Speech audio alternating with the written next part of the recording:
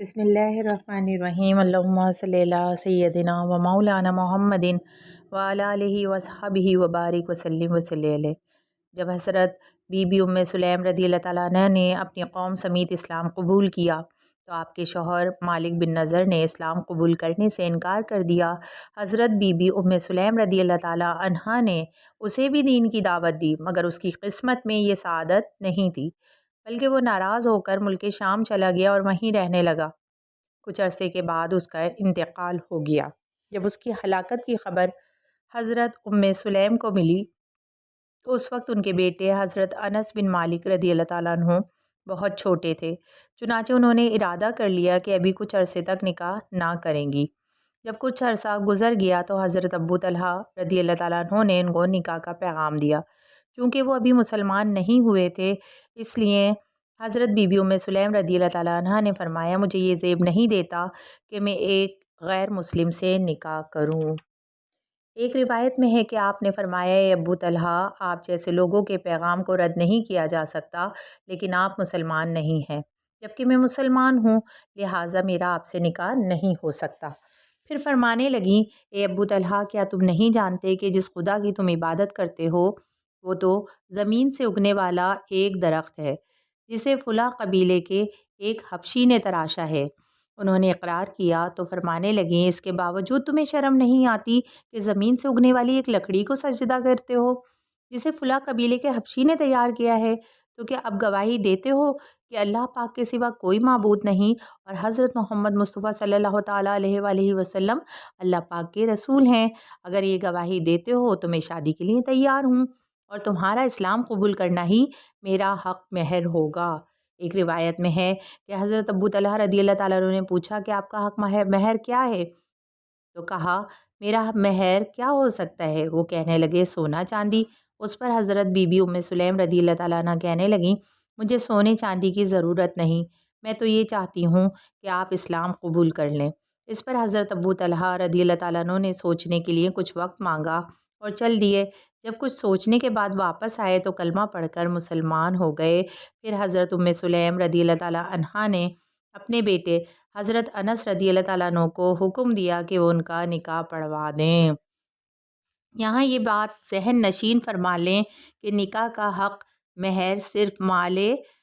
متقوم ہی ہو سکتا ہے، اور شریعت محمدیہ میں حق مہر کی کم از کم مقدار 2 تولہ 7.5 ماشے چاندی ہے، جبکہ باہمی رضامندی سے زیادہ کی کوئی لمٹ نہیں۔ ابھی آپ نے جو واقعہ سنا کہ حضرت بی بی ام سلیم نے مہر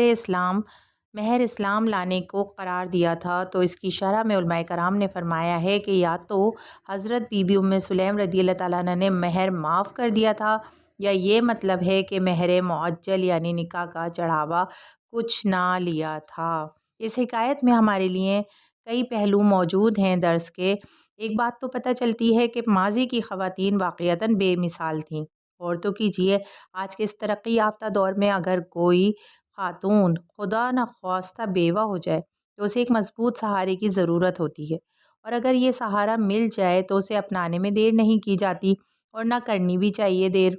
جبکہ وہ دور تو ابھی جہالت کی ظلمتوں سے نکل رہا تھا، وہاں بیوہ کے ساتھ کیا سلوک ہوتا ہوگا اس کا اندازہ لگایا جا سکتا ہے۔ ایسے ماحول میں جب حضرت بی بی ام سلیم رضی اللہ تعالیٰ عنہ کو حضرت ابو طلحہ رضی اللہ تعالیٰ عنہ کی صورت میں ایک مضبوط سہارا مل رہا تھا جو مالدار بھی تھے، اپنے دور کے معزز لوگوں میں بھی شامل تھے، عزت و حشمت کے مالک تھے، جب انہوں نے پیغام نکاح بھیجا تو حضرت بی بی ام سلیم رضی اللہ تعالیٰ عنہ نے خوش ہونے کے بجائے، اپنی قسمت پر ناز کرنے کے بجائے، حضرت ابو طلحہ رضی اللہ تعالیٰ عنہ کے مال و دولت کی طرف توجہ دینے کے بجائے اور اپنے مستقبل کے اچھے خواب دیکھنے کے بجائے دین اور اسلام کی دعوت دینے کو سب پر ترجیح دی۔ اسلام کی خدمت کرنے کو انہوں نے ترجیح دی اور نیکی کی دعوت دینے کو ترجیح دی، اور اپنے اس عمل سے انہوں نے بتا دیا کہ دین کی محبت، دین کا پیار، دین کی خدمت، دین کی سوچ، نیکی کی دعوت کو ترجیح دینے کا جذبہ اور دین کی تبلیغ کا جذبہ زیادہ اہم ہے۔ اور اس سے اندازہ لگائیں کہ انہیں دین سے کتنا پیار تھا۔ اپنی ذات سے متعلق بہتریوں میں بھی دین کو پہلے نمبر پر رکھتی تھیں۔ ہمیں سمجھنا چاہیے کہ ہم بھی اپنے تمام کاموں میں سب سے پہلے دین اسلام کو دیکھیں نا۔ ہر وہ کام جو ہم کرنے جا رہے ہوں ہمیں سوچنا چاہیے کہ اس میں ہمارا دین کیا کہتا ہے۔ اپنا جو قدم ہم بڑھانا چاہتے ہیں، ہم جو کام کرنا چاہتے ہیں، ہم جس سے ملنا چاہتے ہیں، جس کے ساتھ اٹھنا چاہتے ہیں، جہاں جانا چاہتے ہیں، جس کے ساتھ بیٹھنا چاہتے ہیں، جو پڑھنا چاہتے ہیں، جو پڑھانا چاہتے ہیں، جہاں پڑھنا چاہتے ہیں، جو کھانا چاہتے ہیں، جو پہننا چاہتے ہیں، جو کہنا چاہتے ہیں، جو بولنا چاہتے ہیں اور جو سننا چاہتے ہیں، الغرض کوئی بھی کام کرنا چاہتے ہوں، ہمیں اپنے دین کو سب سے پہلے دیکھنا چاہیے کہ ہمارا دین اس بارے میں کیا کہتا ہے، ہمارا مذہب اس بارے میں کیا رہنمائی فرماتا ہے، ہمارا پاک پروردگار اس بارے میں کیا حکم دیتا ہے، اور ہمارے پیارے آقا مدینے والے مصطفیٰ صلی اللہ تعالیٰ علیہ وآلہ وسلم اس بارے میں کیا ارشاد فرماتے ہیں۔ اگر ہماری یہی سوچ بن گئی، ہم نے ہر کام سے پہلے یہی سوچنا شروع کر دیا کہ ہمارا دین کیا کہتا ہے، اس کے مطابق ہم نے عمل شروع کر دیا، تو ہمارا یہ عمل نہ صرف دنیا میں ہمیں کامیاب کرے گا، بلکہ ہمارا یہ عمل ہمیں قبر میں بھی رسوا ہونے سے بچائے گا اور قیامت کے روز بھی رسوا ہونے سے بچائے گا۔ اسی بات کو پارہ 30 سورۃ البینہ آیت نمبر 7 اور 8 میں اس طرح بیان کیا گیا ہے، ترجمہ کنز الایمان: بے شک جو ایمان لائے اور اچھے کام کیے وہی تمام مخلوق میں بہتر ہیں، ان کا صلہ ان کے رب کے پاس بسنے کے باغ ہیں جن کے نیچے نہریں بہیں، ان میں ہمیشہ ہمیشہ رہیں، اللہ ان سے راضی اور وہ اس سے راضی، یہ اس کے لیے ہے جو اپنے رب سے ڈرے۔ تفسیر خازن میں ہے یہ بشارتیں جو آیت کریمہ میں ذکر کی گئی ہیں، یہ اس کے لیے ہیں جو دنیا میں اپنے رب کریم سے ڈرے اور اس کی نافرمانی سے بچے۔ اس میں کوئی شک نہیں کہ جو اللہ پاک سے ڈرنے والا ہوگا، جو اس کی نافرمانی سے بچنے والے ہوں گے، اس کے احکامات پر عمل کریں گے، حقیقی معنوں میں تقویٰ کا نور جس کے باطن کو منور کر دے گا، اور اسی کا معمول ہوگا کہ ہر قدم اٹھانے سے پہلے دین اسلام اور اس کی تعلیمات کی طرف توجہ دیں گے، اپنے محارم کے ذریعے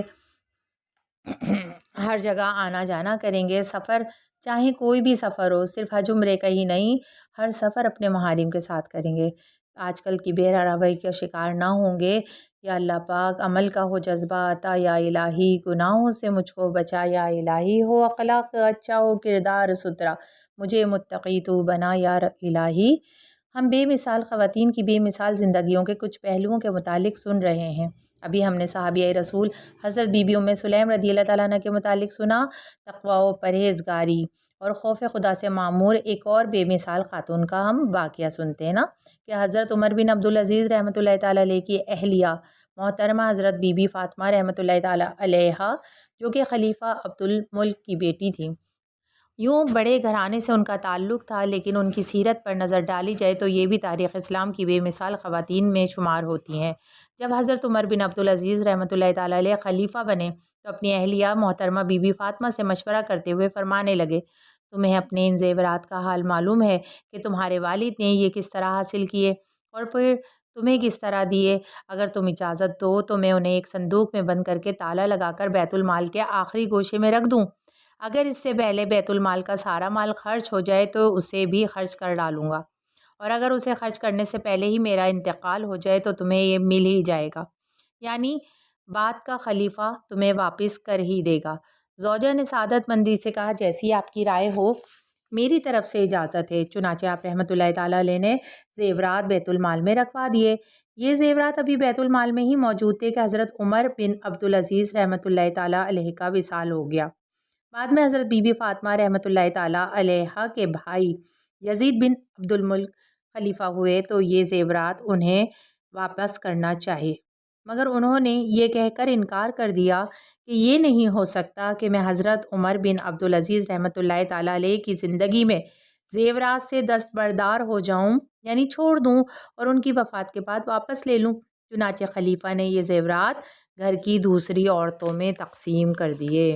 اس حکایت میں ہمارے لیے کیا درس کا پہلو ہے؟ ایک تو یہ بات معلوم ہوئی کہ کوئی بھی منصب و عہدہ گھر بھرنے کے لیے نہیں ہوتا، بلکہ اللہ پاک کی مخلوق کی خدمت کر کے اس کی رضا پانے کے لیے ہوتا ہے، اور جو لوگ اسی بات کو اپنا مقصد بناتے ہیں وہ اس دنیا میں بھی کامیاب رہتے ہیں اور آخرت میں بھی۔ دوسری بات معلوم ہوئی کہ آج عورتوں کی ایک تعداد ہے جن کا حال یہ ہے کہ مال و دولت، زیورات، عمدہ لباس وغیرہ کے حصول کے لیے بھاگ دوڑ کرتی نظر آتی ہیں، الماریاں بھری ہوتی ہیں مگر ان کے دل کی لالچ اور حرص ختم ہی نہیں ہوتی، اور مل جائے اچھا مل جائے اسی تگ و دو میں رہتی ہیں۔ افسوس کے لاکھوں کے زیورات اور لباس ہونے کے باوجود راہ خدا میں ایک پائی خرچ کرتے ہوئے ہچکچاتے ہیں۔ ایسی خواتین کے لیے حضرت عمر بن عبدالعزیز رحمۃ اللہ تعالیٰ علیہ کی بے مثال اہلیہ کی مثال، بے مثال کردار مشعل راہ ہے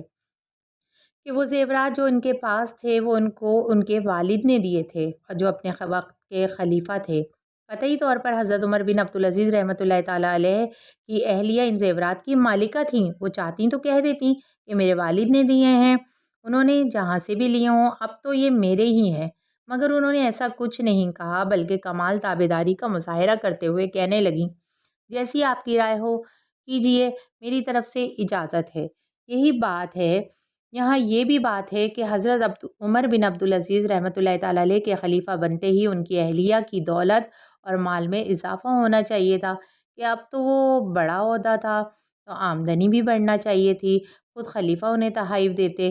دیگر لوگ نذرانے پیش کرتے، وہ خود بھی اپنے شوہر سے کسی مہنگی چیز کی فرمائش کر سکتی تھی کیونکہ اب تو وہ بھائی خلیفہ کی بیوی تھی نا۔ لیکن ہم اپنے ارد گرد دیکھتے ہیں کہ کسی خاوند کو معمولی ترقی مل جائے، کوئی عہدہ مل جائے تو بیوی یہ سنتے ہی فرمائشوں کے انبار لگا دیتی، اسے پرواہ ہی نہیں ہوتی کہ خاوند جائز طریقے سے لا رہا ہے یا ناجائز طریقے سے اس کی فرمائش پوری کر رہا ہے، اپنی حلال تنخواہ سے اس مطالبے کا انتظام کرتا ہے،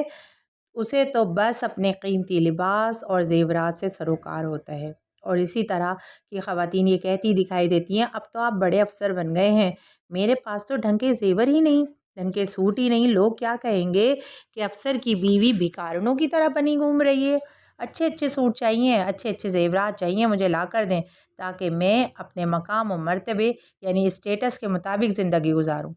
حضرت عمر بن عبدالعزیز رحمۃ اللہ تعالیٰ علیہ کی اہلیہ بھی اپنے شوہر سے یہی مطالبات کر سکتی تھیں کیونکہ ان کے شوہر تو مشرق سے مغرب کے ایک کثیر حصے کے خلیفہ تھے، لیکن قربان جائیے ان کے جذبہ اطاعت اور سادگی پر کہ فرمائشیں تو کیا کرتیں، اپنے شوہر کے کہنے پر خوشی خوشی اپنا تمام زیور بیت المال میں جمع کروا دیا۔ اور پھر سعادت مندی اور شوہر کی اطاعت کا اندازہ دیکھیے کہ حضرت عمر بن عبدالعزیز رحمۃ اللہ تعالیٰ علیہ کے انتقال کے بعد ان کی اہلیہ کا بھائی خلیفہ بنا۔ اس نے اپنی بہن حضرت فاطمہ سے کہا کہ اپنے زیورات واپس لے لیں، مگر بی بی فاطمہ نے یہ کہہ کر منع کر دیا کہ جب اپنے شوہر کی موجودگی میں نے نہیں لیے تو اب کیوں لوں۔ یہ ہیں پہلے کے دور کی بے مثال خواتین، اور یہ ہیں ان بے مثال خواتین کی بے مثال سوچ، یہ ہے ان بے مثال خواتین کا بے مثال رویہ، اور یہ ہے ان بے مثال خواتین کے بے مثال واقعات۔ آج تو آوے کا آوا بگڑا ہوا ہے، کیا مرد کیا عورت سب کا حال یکساں ہے، الا ماشاء اللہ۔ یاد رکھیے، رزق حلال سے چٹنی کھا کر اور روکھی سوکھی روٹی کھا کر ساری زندگی گزار دی جائے، یہ حرام کا ایک پیسہ کھانے سے کہیں زیادہ بہتر اور فائدے مند ہے۔ لہٰذا اپنا ذہن بنائیں کہ حالات جیسے بھی ہوں، صرف اور صرف رزق حلال پر گزارا کرنا ہے، حرام کی طرف ہرگز ہرگز نہیں دیکھنا۔ اللہ پاک ہمیں حلال کھانے کی توفیق عطا فرمائے، آمین۔ جو مسلمان اپنے اہل و عیال کو حلال کھلاتا ہے وہ پرسکون اور خوشحال زندگی گزارتا ہے۔ حلال کھانے والوں کا لوگوں کی نظروں میں ایک خاص مقام بن جاتا ہے، اور حلال کھانے والوں کے رزق میں برکت ہوتی ہے، حلال کھانے والوں کے گناہ معاف ہو جاتے ہیں، اور حلال کھانے والوں کی دعائیں قبول ہوتی ہیں، جبکہ حلال کھانے کے فضائل اس قدر زیادہ ہیں کہ جی چاہتا ہے کہ بس یہی بیان کرتے ہی چلے جائیں۔ بطور ترغیب پیارے آقا صلی اللہ تعالیٰ علیہ وآلہ وسلم کی احادیث مبارکہ سنتے ہیں کہ ارشاد فرمایا، جس نے 40 دن تک حلال کھایا ہے اللہ پاک اس کے دل کو منور فرما دے گا اور اس کی زبان پر حکمت کے چشمے جاری فرما دے گا اور دنیا و آخرت میں اس کی رہنمائی فرمائے گا۔ ارشاد فرمایا، جس شخص نے حلال مال کمایا پھر اسے خود کھایا، اس کمائی سے لباس پہنا اور اپنے علاوہ اللہ پاک کی دیگر مخلوق جیسے اپنے اہل و عیال اور دیگر لوگوں کو کھلایا پہنایا، تو اس کا یہ عمل اس کے لیے برکت اور پاکیزگی ہے۔ ایک شخص نبی کریم رسول عظیم صلی اللہ تعالیٰ علیہ وآلہ وسلم کے قریب سے گزرا تو صحابہ کرام علیہم الرضوان نے اس کے پھرتیلے پن اور چستی کو دیکھا تو عرض کی، یا رسول اللہ صلی اللہ تعالیٰ علیہ وآلہ وسلم، کاش اس کا یہ حال اللہ پاک کی راہ میں ہوتا۔ تو آپ صلی اللہ تعالیٰ علیہ وآلہ وسلم نے فرمایا، اگر یہ شخص اپنے چھوٹے بچوں کے لیے رزق کی تلاش میں نکلا ہے تو یہ اللہ پاک کی راہ میں ہے۔ اور اگر یہ شخص اپنے بوڑھے والدین کے لیے رزق کی تلاش میں نکلا ہے تو بھی اللہ پاک کی راہ میں ہے، اور اگر یہ اپنی پاک دامنی کے لیے رزق کی تلاش میں نکلا ہے تو بھی اللہ پاک کی راہ میں ہے، اور اگر یہ دکھاوے اور تفاخر کے لیے نکلا ہے تو یہ شیطان کی راہ میں ہے۔ حضرت سعد رضی اللہ تعالیٰ عنہ نے ایک بار عرض کی، یا رسول اللہ صلی اللہ تعالیٰ علیہ وآلہ وسلم، آپ دعا فرمائیں کہ اللہ پاک میری دعا قبول فرمایا کرے۔ تو قاسم نعمت نبی رحمت صلی اللہ تعالیٰ علیہ وآلہ وسلم نے ارشاد فرمایا، یعنی اپنے کھانے کو پاکیزہ بناؤ، تمہاری دعائیں قبول ہوا کریں گی۔ ہم بے مثال خواتین کا تذکرہ سن رہے ہیں، اس میں کوئی شک نہیں کہ اس امت کی سب سے بے مثال خواتین ازواج مطہرات ہیں، یعنی ہمارے آقا سرکار مدینہ صلی اللہ تعالیٰ علیہ وآلہ وسلم کی مبارک بیویاں۔ ان کی بے مثالی کا عالم یہ ہے کہ وہ امت کی تمام خواتین کے لیے نمونہ عمل یعنی رول ماڈل ہے۔ ان میں حضرت بی بی خدیجۃ الکبریٰ رضی اللہ تعالیٰ عنہ بھی ہیں، جنہوں نے اپنا سارا مال دین اسلام کی سربلندی کے لیے خرچ کر دیا اور ہر طرح کی مشکلات پر صبر کرتے ہوئے نبی پاک صلی اللہ تعالیٰ علیہ وآلہ وسلم کا ساتھ دیا۔ ان سے آقا کریم رسول عظیم صلی اللہ تعالیٰ علیہ وآلہ وسلم بے پناہ محبت فرماتے تھے، اور انہی سے خاتون جنت حضرت بی بی فاطمہ رضی اللہ تعالیٰ عنہا کی پیدائش بھی ہوئی۔ ان ازواج مطہرات میں حضرت سودا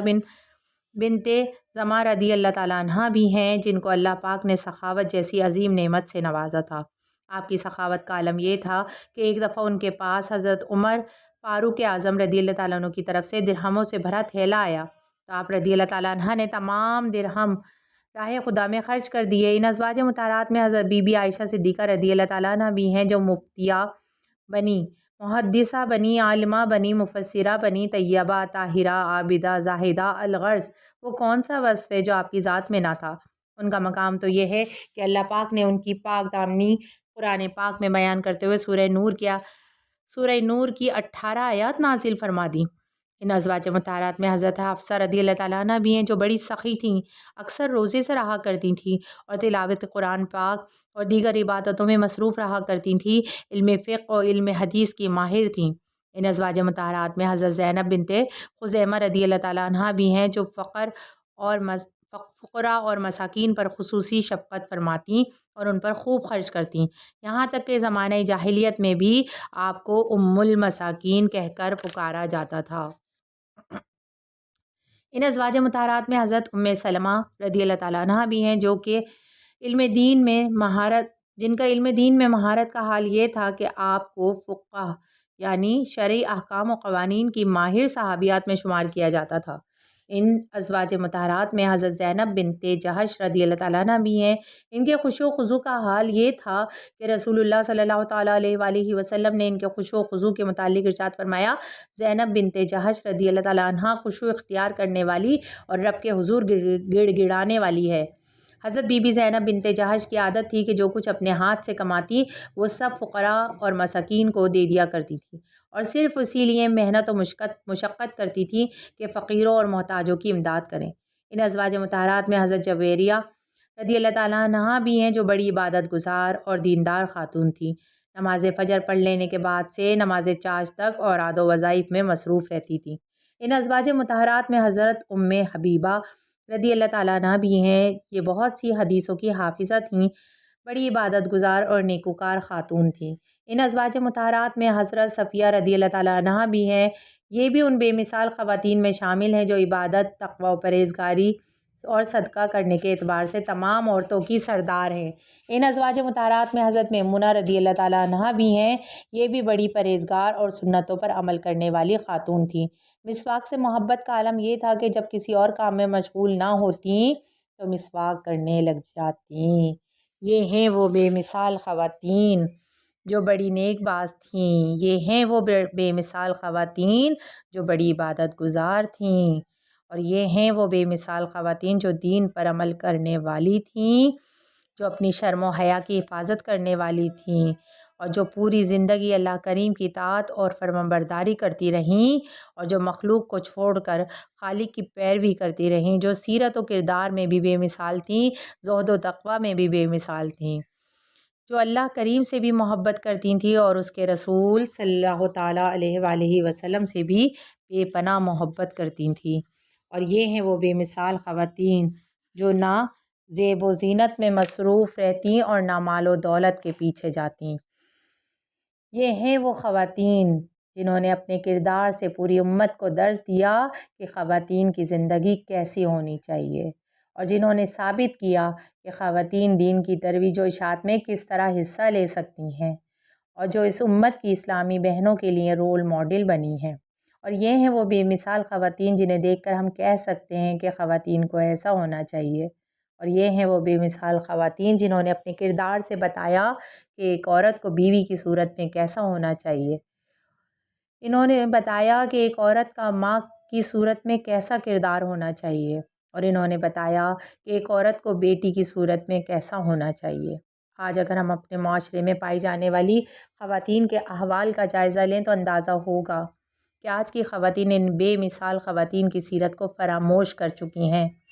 بے مثال خواتین کے کردار سے منہ موڑ چکی ہیں۔ افسوس آج کے اس پرفتن دور میں خواتین کو مختلف انداز سے بے حیائی، بے روی، بے پردگی، عریانی، نمود و نمائش اور اس طرح کے دیگر کاموں پر ابھارا جا رہا ہے، اور بعض نادان اس کی طرف مائل بھی ہو رہی ہیں۔ پہلے کی بے مثال خواتین سے ایک اور بے مثال خاتون عابدہ، زاہدہ اور ولیہ کا بے مثال واقعہ سنیے۔ چنانچہ ہند کے مشہور شہر دہلی میں ایک دفعہ سخت قحط سالی ہوئی، لوگوں کی بہت دعاؤں کے باوجود بارش نہ ہوئی۔ سلسلہ چشتیہ نظامیہ کے بانی اور عظیم پیشوا اور ولی کامل حضرت سید محمد نظام الدین اولیاء رحمۃ اللہ تعالیٰ علیہ نے اپنی امی جان رحمۃ اللہ تعالیٰ علیہ کے کپڑے کا ایک دھاگا ہاتھ میں لے کر عرض کیا،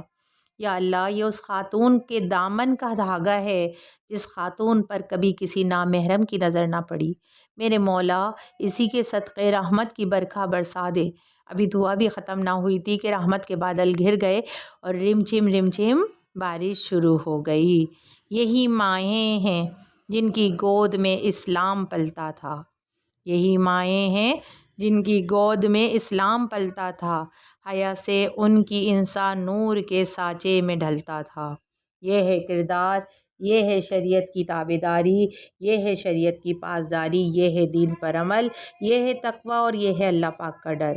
یہ ہے احکام اسلام کو خود پر نافذ کرنا، یہ ہے دین کی کمال اطاعت، اور یہ ہے خود کو چھپانا، یہ ہے پردے کی پاسداری۔ اسے کہتے ہیں عفت و پاکیزگی، اسے کہتے ہیں کردار کی مضبوطی، اسے کہتے ہیں ایمان کی مضبوطی، اور اسے کہتے ہیں پاک دامنی۔ غور تو کریں، کتنی بڑی بات ہے کہ ایک خاتون شریعت اور دین کی تابعداری کے ساتھ اس حال میں زندگی گزار دے کہ کبھی کسی نامحرم کی نظر تک نہ پڑی ہو۔ کتنا عمدہ کردار تھا نا۔ عمل میں ایسی پختگی ہو،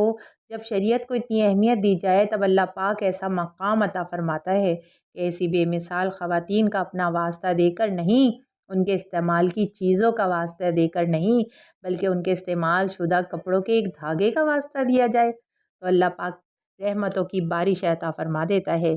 اور جبکہ اس کے برعکس جہاں بے پردگی عام ہو، جہاں خواتین میں شرم و حیا نام کو نہ ہو، اور جہاں بد نگاہی عام ہو، جہاں دین پر عمل کو دقیانوسی بیکورڈ سمجھا جائے، جہاں پردے کو پرانے زمانے کا رواج سمجھا جائے، تو وہاں رحمتیں تو کیا برستی ہیں، الٹا بے برکتیاں پیدا ہوتی ہیں۔ ایک طرف ہماری وہ بے مثال خواتین تھیں جو پردے کی ایسی پاسداری کیا کرتی تھیں کہ ان پر کسی اجنبی کی نظر پڑ جائے تو یہ تو بہت دور کی بات ہے، زندگی بھر ان کے کپڑوں کو بھی کوئی اجنبی نہیں دیکھ پاتا تھا۔ اور آج کی خواتین ہیں، دیکھیے، بے شرمی اور بے حیائی کی دعوت دیتی نظر آتی ہیں، جدھر دیکھیے دین سے دور خواتین بے پردگی کو فروغ دیتی نظر آتی ہیں۔ اشتہاروں میں ایسی خواتین ہوتی ہیں، بازاروں میں ایسی خواتین ہوتی ہیں، سینما گھروں کے حالوں میں ایسی خواتین ہوتی ہیں، سینما کے پردوں پر ایسی خواتین ہوتی ہیں، ٹی وی کی اسکرینوں پر ایسی خواتین ہوتی ہیں، ایئرپورٹ پر ایسی ہوتی ہیں خواتین، اسکولز میں ایسی خواتین ہوتی ہیں، کالجز، یونیورسٹیز اور ایسی خواتین ہوتی ہیں، بڑے بڑے شاپنگ مالز میں ایسی خواتین ہوتی ہیں، دکانوں کے کاؤنٹروں پر ایسی خواتین ہوتی ہیں، اور یہ سب کس چیز کے نام پر ہو رہا ہے؟ یہ سب بزنس کے نام پر ہو رہا ہے، یہ سب ایجوکیشن کے نام پر ہو رہا ہے، یہ سب گلیمر کے نام پر ہو رہا ہے، اور یہ سب ترقی کے نام پر ہو رہا ہے۔ الامان والحفیظ، اللہ پاک ہم سب مسلمانوں کو ہدایت دے۔ یاد رکھیے، ترقی اور کامیابی یہ نہیں کہ اللہ پاک اور اس کے رسول کو ناراض کیا جائے، ترقی اور کامیابی یہ نہیں کہ اللہ پاک اور اس کے رسول کریم صلی اللہ علیہ وسلم کی نافرمانی کی جائے۔ ترقی اور کامیابی یہ نہیں کہ ناجائز و حرام کاموں کا ارتکاب کیا جائے۔ ترقی اور کامیابی یہ نہیں کہ غیر مسلموں کے طور طریقے اپنائے جائیں۔ ترقی اور کامیابی یہ نہیں کہ اپنے دین کو پس پشت ڈال دیا جائے۔ ترقی اور کامیابی یہ نہیں کہ دین کے احکامات کی سر عام دھجیاں اڑائی جائیں۔ اور ترقی اور کامیابی یہ نہیں کہ بے حیائی اور بے شرمی کو فروغ دیا جائے۔ ترقی اور کامیابی یہ نہیں کہ گناہوں کو فروغ دیا جائے اور اس کے اسباب پیدا کیے جائیں۔ ترقی اور کامیابی یہ نہیں کہ مغرب کی اندھی اور تاریک تہذیب کو سینے سے لگایا جائے۔ ترقی اور کامیابی یہ نہیں کہ اسلام کی روشن اور سنہری تعلیمات کو فراموش کر دیا جائے، بلکہ ایک مسلمان کے لیے حقیقی ترقی اور حقیقی کامیابی کیا ہو سکتی ہے اور کیا ہونی چاہیے۔ قرآن پاک سے سنتے ہیں کہ ترقی اور کامیابی کیا ہے۔ چنانچہ اللہ پاک ارشاد فرماتا ہے، پارہ 4 سورہ آل عمران آیت نمبر 185، ترجمہ کنز ایمان، جو آگ سے بچا کر جنت میں داخل کیا گیا وہ مراد کو پہنچا۔ معلوم ہوا کہ حقیقی کامیابی یہ ہے کہ بندے کو جہنم سے نجات دے کر جنت میں داخل کر دیا جائے۔ اب ہمیں کیا کرنا چاہیے؟ ہمیں یہ کرنا چاہیے کہ ہم اس کامیابی کو پانے کی کوشش کریں، اپنے گھر والوں کا ذہن بنائیں، انہیں اس طرف مائل کریں، اپنے گھر کے مردوں کو نیکی کی دعوت دیں، انہیں حکمت عملی سے دین کے احکامات پر چلنے کی ترغیب دیں۔ اللہ پاک ہمیں عمل کی توفیق عطا فرمائے۔ عبادت میں گزرے میری زندگانی، کرم ہو کرم یا خدا یا الہی، بنا دے مجھے نیک نیکوں کا صدقہ، گناہوں سے ہر دم بچا یا الہی۔ آخر میں حضرت نفیسہ رحمۃ اللہ تعالیٰ علیہا کا ایک واقعہ سنتے ہیں نا، کہ سیدہ نفیسہ رحمۃ اللہ تعالیٰ علیہا یہ کون تھیں؟ یہ شہزادہ عالی وقار، نواسہ رسول، جگر گوشہ بطول حضرت امام حسن مجتبیٰ رضی اللہ تعالیٰ عنہ کی پڑپوتی ہیں۔ بہت نیک اور بڑی پرہیزگار تھیں۔ حضرت نفیسہ رحمۃ اللہ تعالیٰ علیہا مکہ مکرمہ میں پیدا ہوئیں۔ حضرت نفیسہ رحمۃ اللہ تعالیٰ علیہا کا معمول یہ تھا کہ دن کو روزہ رکھتیں، رات بھر نمازیں پڑھتی رہتیں۔ حضرت نفیسہ رحمۃ اللہ تعالیٰ علیہا نے 30 حج کیے، جن میں اکثر پیدل حج کیے تھے۔ حضرت نفیسہ رحمۃ اللہ تعالیٰ علیہا کی بھتیجی کہا کرتی تھیں کہ میں نے اپنی پھوپھی جان حضرت نفیسہ رحمۃ اللہ تعالیٰ علیہا کی 40 سال خدمت کی، اس عرصے میں کبھی ان کو رات میں سوتے ہوئے نہیں دیکھا۔ ایک بار میں نے ان سے عرض کی، آپ اپنی جان کو آرام کیوں نہیں دیتی؟ تو وہ فرماتی، کیسے آرام کروں جبکہ میرے سامنے کٹھن منزلیں ہیں جن کو کامیاب لوگ ہی طے کر سکتے ہیں۔ حضرت نفیسہ رحمۃ اللہ تعالیٰ علیہا کی بھتیجی سے پوچھا گیا کہ حضرت سیدہ نفیسہ رحمۃ اللہ تعالیٰ علیہا کیا کھاتی تھیں؟ جواب دیا، وہ 3 روز میں بس 1 لقمہ کھا لیا کرتی تھیں۔ حضرت نفیسہ رحمۃ اللہ تعالیٰ علیہا کے بارے میں منقول ہے کہ انہوں نے اپنے گھر میں اپنی قبر کھودی ہوئی تھی اور اس میں بکثرت نمازیں پڑھا کرتی تھیں۔ ایک روایت میں ہے کہ اس قبر میں انہوں نے 2000 بار قرآن پاک ختم کیا۔ یکم رجب کو وہ بیمار ہو گئیں اور رمضان شریف کے مہینے تک بیمار رہیں۔ رمضان میں جب مرض میں تیزی آئی تو آپ کو مشورہ دیا گیا کہ آج روزہ توڑ دیں۔ آپ نے جواب دیا، 30 سال سے یہ دعا کر رہی تھی کہ جب موت آئے تو اس وقت میرا روزہ ہو، اور اب جب یہ خواہش پوری ہونے کو ہے تو میں روزہ کیوں توڑوں؟ یہ فرما کر قرآن پاک کی تلاوت فرمانے لگیں، اور تلاوت کرتے کرتے آپ رحمۃ اللہ تعالیٰ علیہا دار فانی سے دار باقی کی طرف انتقال کر گئیں۔ حضرت نفیسہ رحمۃ اللہ تعالیٰ علیہا کی بھتیجی کا بیان ہے کہ سیدہ نفیسہ رحمۃ اللہ تعالیٰ علیہا جس مصلے پر نمازیں پڑھتی تھیں اس کے ساتھ ایک ٹوکری تھی۔ جب وہ کسی شے کی خواہش کرتی وہ شے ٹوکری میں خود بخود آ جاتی۔ میں ان کے پاس ایسی ایسی چیزیں دیکھتی جو میرے وہم و گمان میں بھی نہیں ہوتی تھیں۔ میں نہیں جانتی کہ وہ کون لاتا تھا۔ ایک بار میں نے ان سے حیرت کا اظہار کیا تو فرمانے لگیں، زینب، جو اللہ پاک کے بھروسے پر ہو جائے دنیا اس کے ہاتھ میں ہوتی ہے اور اس کی تابع اور فرمان ہو جاتی ہے۔ حضرت بی بی نفیسہ رحمۃ اللہ تعالیٰ علیہ کی مختصر سیرت میں ہمارے لیے عبرت کے کئی درس ہیں کہ وہ دن رات عبادت میں مگن رہتی۔ ہمیں بھی اس عبرت کو پکڑتے ہوئے عبادت کی کثرت کرنی چاہیے۔ زیادہ نہ بھی کریں تو کم از کم 5 وقت کی نمازیں تو ضرور ادا کرنی چاہیے، کیونکہ وہ فرض ہیں۔ یاد رکھیے نماز کی ادائیگی فرض ہے، اس میں ہرگز سستی نہیں ہونی چاہیے۔ اور اسی طرح ہم نے حضرت بی بی نفیسہ رحمۃ اللہ تعالیٰ علیہ کے بارے میں سنا کہ انہوں نے موت، قبر اور آخرت کو یاد رکھنے کے لیے اپنی قبر پہلے سے بنوائی، اس میں ختم قرآن کرنے لگیں، یہاں تک کہ 2000 بار ختم قرآن کر لیا۔ ہمیں بھی روزانہ کی بنیاد پر تلاوت کا معمول بنانا چاہیے۔ انہوں نے جس طرح کی زندگی گزاری، اس کا انعام انہیں اس زندگی میں یہ ملا کہ وہ جو خواہش کرتی ہیں اللہ پاک انہیں عطا فرما دیتا۔ اس میں ہمارے لیے بھی درس ہے کہ اگر ہم بھی دنیا کے بجائے اپنے خالق و مالک کی بن جائیں نا، تو ہم بھی اپنی زندگی کو بے مثال خواتین کی طرح گزارنے والی بن جائیں، تو یہ دنیا ہمارے لیے بھی تابع فرمان ہو جائے گی اور بے موسم کے پھل ہمیں بھی نصیب ہوں گے۔ اور سب سے بڑا فائدہ یہ ہوگا کہ ہمیشہ رہنے والی آخرت بھی بہتر ہو جائے گی۔ اور ان تمام باتوں پر عمل کرنے کے لیے اس پر اللہ تعالیٰ کا فرمان، قرآن پاک، اللہ کا کلام، اس کو سمجھیے، اس کو ترجمے کے ساتھ پڑھیے، اور جو اس میں عبرت والی آیتیں ہیں ان سے عبرت حاصل کریے، اور جس میں انعام و اکرام ہے تو اس کو حاصل کرنے کے لیے زیادہ سے زیادہ محنت کریں، زیادہ سے زیادہ عبادت کریں، اور اللہ اور اس کے رسول کے فرمان عالی شان پر ہمیشہ ہمیشہ عمل کرنے والی بن جائیں، تو انشاءاللہ ہمارا بھی بیڑا پار ہو جائے گا اور ہم بھی بے مثال خواتین کی طرح بن ہی جائیں گے انشاءاللہ عز و جل۔ صلو علی الحبیب صلی اللہ تعالیٰ علی محمد صلی اللہ تعالیٰ علیہ وآلہ وسلم۔ اللہ تعالیٰ عمل کی توفیق عطا فرمائے، آمین بجائے خاتم النبیین صلی اللہ تعالیٰ علیہ وآلہ وسلم۔